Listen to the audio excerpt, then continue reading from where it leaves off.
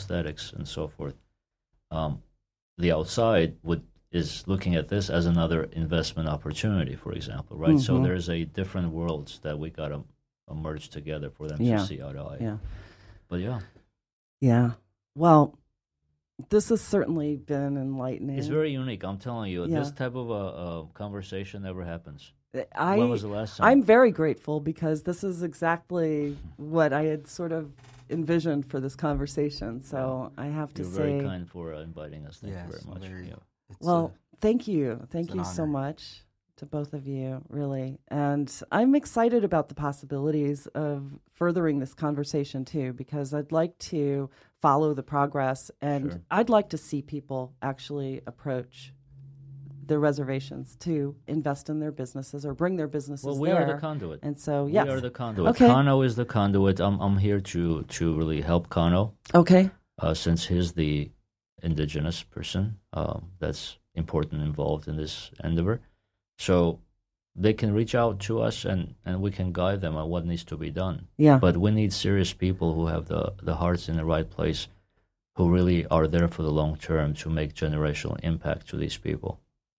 So if we look at it from that standpoint, it kind of weeds out a lot of greedy people. So. And the investment in the generational impact there affects all of us. Oh, absolutely. You know, and I'd like to see strength built within communities that actually appreciate the earth and, you know, respect not only the land but each other. That's right. And in this time of extreme division, it just behooves all of us to remember that we are all citizens of the same planet, and there's not another one we can go to. So, yeah. And so my just for me to say the last thing, which I have expressed in the past, it doesn't matter what society or a country you're in, if the indigenous population is worse off than the rest of the population, then that society itself is on a guaranteed path toward self-destruction, because we are going to need the wisdom of the indigenous eventually, because they know the land. Yeah. So we're kind of giving it maybe the last chance for us to really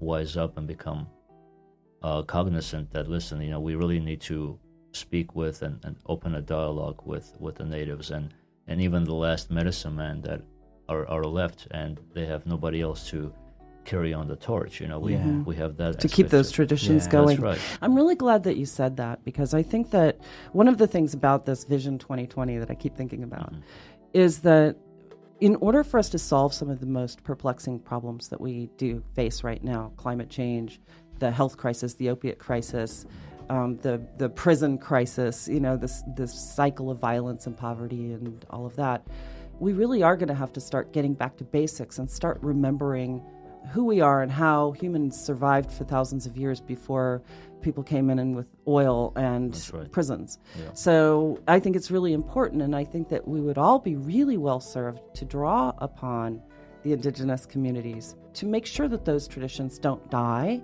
and to make sure that we can go back to those, because those are some of the basics that are going to solve these really awful, perplexing problems that we have. Do you have any last thoughts for us? I do just want to thank you again, and when I say I'm honored, I'm seriously, from my heart, saying honored to speak not only to you and at this table, but to your listeners. And I do want to express a request.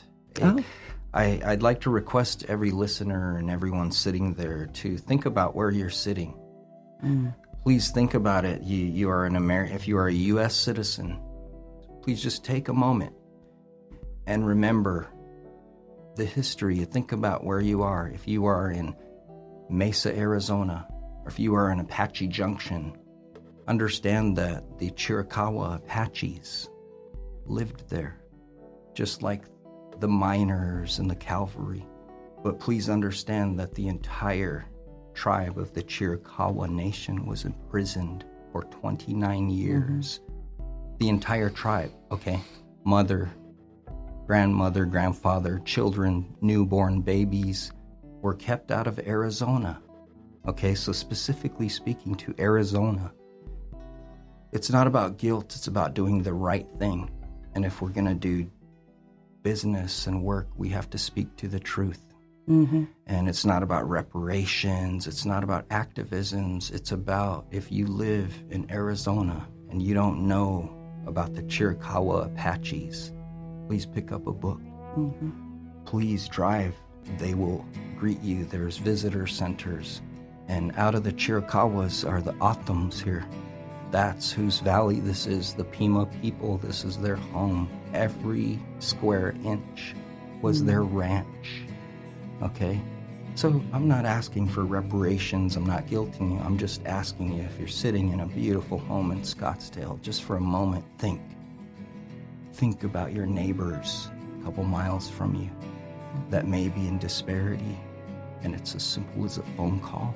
It's as simple as driving to your corner station and start talking to people. Please reach out to Clandestine Live, Operation Peace Project, and learn about your native communities, because you're living in one right now. And there's so many lessons that we can learn if only we take the time to look into it. So, wow. Well, you certainly have given us a lot to think about. And Thank you, Snowden. again, I'm just so grateful to both of you for Likewise. sharing with us. So, Thank you so much. Thank you, Appreciate it. Snowden. Okay. And with that, it's a wrap. Once again, I'd like to personally thank my guests, Dr. Juan Sechan and Juan Cano Sanchez, for sharing their insights and knowledge with us today. If you'd like to learn more about the work that they're doing, please visit us online at thecannabisreporter.com. Click podcast to find today's episode, and there you will find their bios along with information and a link to their website. We have so many people to thank. First, I'd like to express our gratitude for our radio partners, Canosphere Biotech, the Growers Network, and Blue Mountain Energy. We certainly couldn't be doing this without you. I'd also like to thank our theme song composer, Eric Goodall, and of course our production team here at the Cannabis Reporter Radio Show for always making us shine. And it goes without saying just how much we appreciate our programming directors at XRQK Radio Network and Society Bites Radio for distributing our show. And last but not least, thanks to all of you for listening. I'm Snowden Bishop, inviting you to join me again next week. Same time, same place for another episode of the Cannabis Reporter Radio Show. Until we meet again, be safe, stay informed, share what you've learned, and make it a great day. Evergreen's calling.